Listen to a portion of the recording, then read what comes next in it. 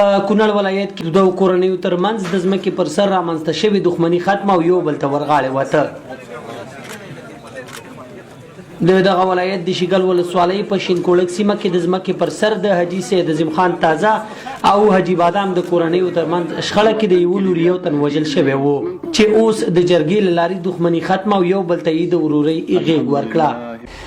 موږ غواړو دا چې کوم ستونزې کوم مشکلات وي د چا همدغسې جرګې چې ورته تعینېږي او د جرګو د لارې چې کوم موضوعات حل کېږي نو دغه بیا داسې یوه تړه ده داسې یوه جرګه وي چې هغه د شریعت سره هم خلاف نه وي. تقریبا 2-3 میاشتې د هغوی هلې ځلې او منډې تللې وي چې الله پاک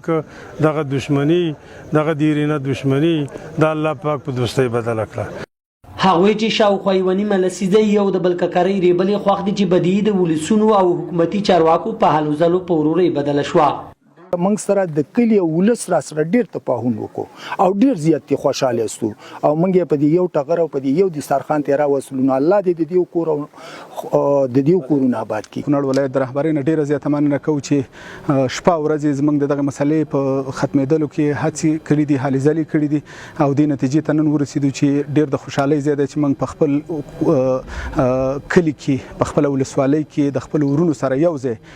دغه خوشحالي ولمانځله. د اسلامي امارت مسؤلین وایي جرګه د پښتنو دود دی او د همدې لارې به نوره هم هڅه وکړي تر څو دا ډول بدۍ له منځه یوسي.